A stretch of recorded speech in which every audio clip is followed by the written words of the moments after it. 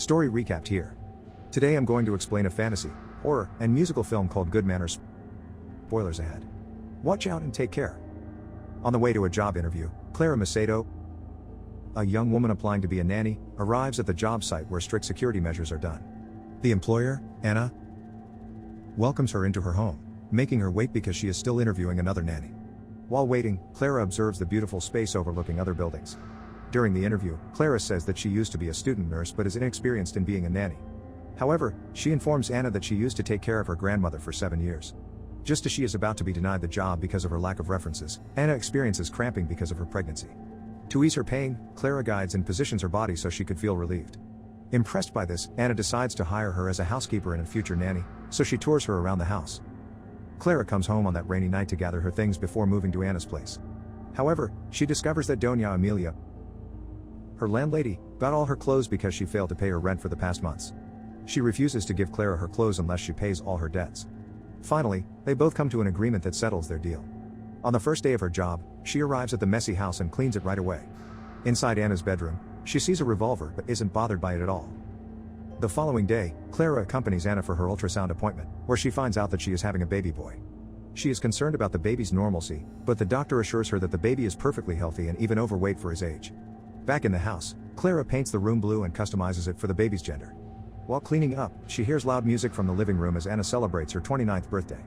Seeing that she is drinking liquor, Clara attempts to stop her, but she insists that it is a special occasion and invites Clara to celebrate. They both share a toast, and the drunk Anna shares that she is estranged from her family after cutting ties with her. She then shows a picture of her on the farm and says that she has always been fascinated with animal eyes. Initially engaged to a rich man, she had another affair and conceived a child from another man.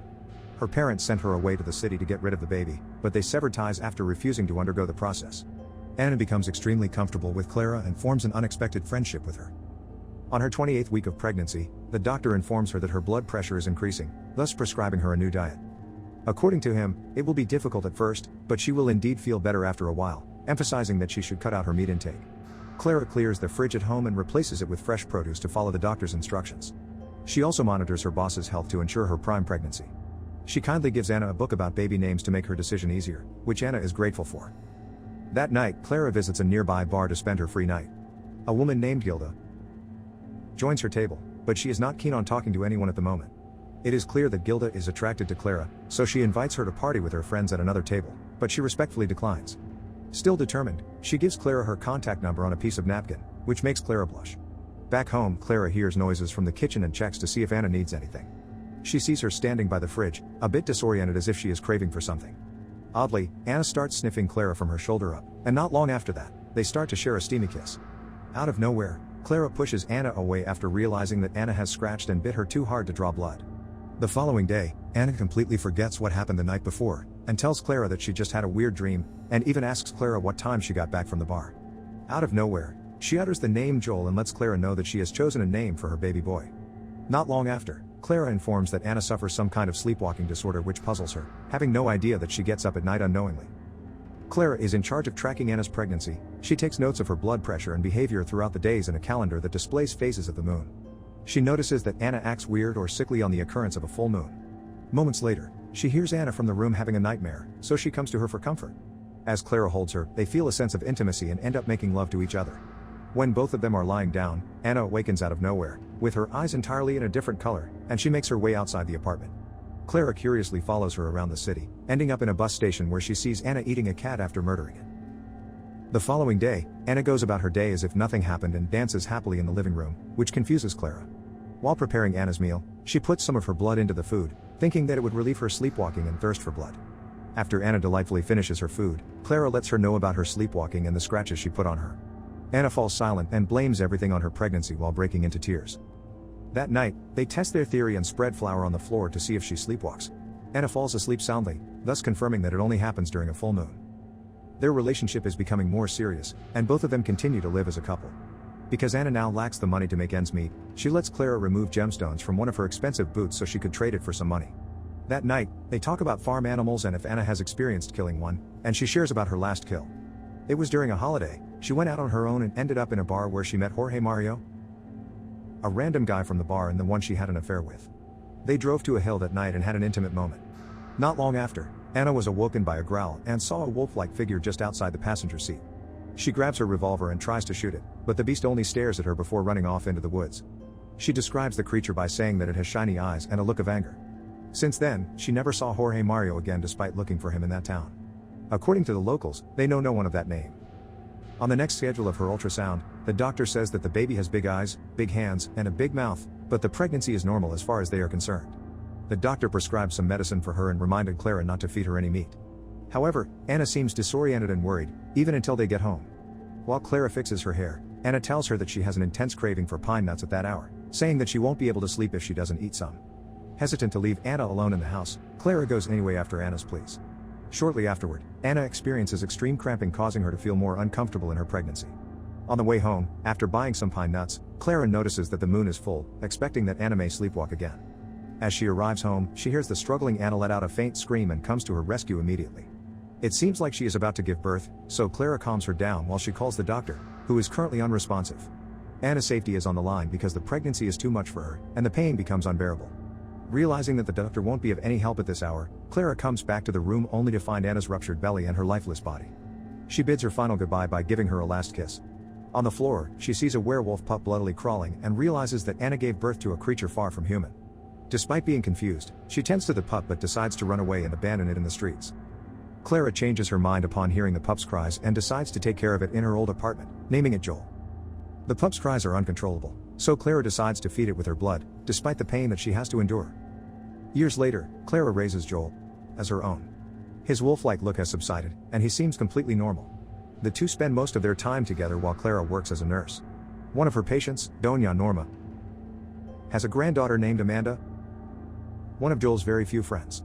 At school, Joel isn't doing very well, but he is always comforted by Mauricio, his best friend. To conceal his thirst for blood, Clara raises him strictly as a vegetarian. Mauricio mocks him for his diet, but Joel insists that he likes being healthy. It happens to be Joel's birthday, but he seems down, feeling like everyone has forgotten about his special day. But little does he know, their neighbors have planned a surprise birthday party for him in Doña Amelia's apartment, which makes him ecstatic. Among the food prepared is a meat stew, but Clara reminds him that he is allergic. Clara lets Joel sleep in a smaller secret chamber known as the Little Bedroom, where she chains him up on full moons. As disturbing as it may seem, Joel does it willingly as Clara is still gentle with him. Joel asks her if he could go to a school party with Amanda on Friday, but because the moon is still full, Clara refuses, putting him in a miserable mood. The following day, Joel has developed extreme hair growth all around his body, and his nails have grown overnight. Moreover, he has forgotten everything that has happened the night before, but Clara comforts him while being groomed. After Doña Amelia babysits him while Clara is at the pharmacy, she notices that the boy is weak and docile. Thinking that he may be hungry, Doña Amelia cooks a piece of meat for him, but he hesitates at first, saying that he is not allowed to eat it. The old lady convinces him by saying that it tastes good, but Clara should not know about it, and it should stay a secret between them. Joel takes the first bite of meat, and just like that, he realizes what he has been missing all these years. A whiff of energy takes over him, and he starts to devour the meat with his hands, almost aggressively. Clara comes home that night, seeing Joel uncover Anna's picture, making Clara mad at him for going through her things. Unexpectedly, Joel becomes more hostile toward her, saying that she isn't his birth mother. She tries all her best to calm him down, but to no avail, so she forces her into the little bedroom but ends up being wounded by him. Curious about his actions, she confronts Doña Amelia if she gave him anything, to which she admits that she cooked a piece of meat for him. Devastated, Clara sinks into the chair, realizing that Joel might crave meat for the rest of his life. Moments later, he hears Mauricio and Amanda calling for Joel to check if he has gotten any better. Clara informs them that he is still sick, so they hand her a gift to give to him. In the morning, Joel has transformed again, and Clara enters the room to give him his friends gifts before letting him know about his mother. He also asks about his father, but Clara knows nothing of him. In school, he becomes more active and participates more in class. He and Mauricio entertain the whole class by reenacting a combat scene where Joel playfully defeats him but regrets it right away, making their classmates applaud. Afterward, the two boys plan on going out together unsupervised because Joel wants to look for his father. His only clue is a receipt from a mall where Anna used to buy shoes. They commute and ride a train around the city while Clara is clueless about Joel's whereabouts. She fetches him at school but finds out that he isn't there, and worry soon takes over her. She tirelessly goes around town, asking everyone if they have seen the two boys. Meanwhile, the mall starts to close, but Joel and Mauricio manage to hide inside a shop. As night falls, Joel becomes more silent, feeling uncomfortable in his own skin, but Mauricio pays it no mind at first. They stroll through the mall when Joel eventually transforms into a werewolf. His nails and hair start growing, and his face is replaced by a monster, putting Mauricio in a state of panic. The scared boy starts breaking into tears, not knowing what to do. In a matter of seconds, Joel reveals himself completely as a werewolf, and because of his thirst for blood, he chases Mauricio and implicitly eats him. Meanwhile, Clara and Doña Amelia say their prayers at home, extremely worried about Joel. They hear a noise outside, so Clara quickly checks and finds out that Joel has returned home completely weak and covered in blood. Suddenly, Doña Amelia sees Joel covered in hair and blood, advising Clara that they should call a priest, but she refuses to do any procedure on him. While the landlady is making the phone call, she tranquilizes her, knocking her unconscious. She plans on running away with Joel the following day. Clara confronts Joel about his sudden disappearance, to which he explains that he was looking for his father. He had no idea of how he got back or anything about Mauricio. Joel becomes extremely stubborn, refusing to come with Clara and do anything she says. The kid walks out and enters the little bedroom saying that he wants to take down the lights, so Clara helps him out. Unknown to her, Joel tricks and locks her inside. At school, Joel still has no idea that he is responsible for his best friend's death, even missing him being his seatmate. During the break, Amanda talks to Joel about the school dance, and he replies by saying that he will attend it later that night. Back in the apartment, Clara tries to open the metal door with all her will, but it is useless. Her worried coworker, Angela, visits her after numerous missed calls and sees that the gate is unlocked, so she comes in. Confused, she enters the dark apartment and hears thumping noises from the small chamber, so she unlocks it, allowing Clara to be free. Hurriedly, she loads the revolver that was once owned by Anna and makes her way to the school dance, having a strong instinct that Joel might be there. She also stumbles upon Mauricio's father, who is frantic that his son has not been home for 2 nights, but Anna is too busy at the moment and runs off. Just as the dance is about to start, Joel and Amanda are playfully dancing when he begins to transform into a werewolf. Not shortly after, Joel isn't letting go of Amanda's hands, scratching her too hard and causing her to panic. Eerily, he starts falling silent while his body turns into a dangerous and bloodthirsty creature, but he manages to tell Amanda to run away. It is too late for Amanda as she freezes while looking at the already werewolf Joel, who is now setting his eyes on her as prey. Luckily, Clara arrives and shoots him in the leg before he could harm the little girl any further. The traumatized girl reunites with her classmates in the middle of the party. Her bloody appearance makes them speechless, and she tells them about what she witnessed. Because of this, the locals hunt Joel and track down their home. Meanwhile, Claire takes Joel back to the little bedroom to remove the bullet and heal his wound. The beast in the boy has taken the best of him, but Clara sings a lullaby that manages to tame Joel down. Unfortunately, the townsfolk have entered their apartment and start trashing it out, believing that Joel is hell-sent. Finally, Joel and Clara have reconnected despite his non-human form, so she decides that she can't keep him chained and hungry.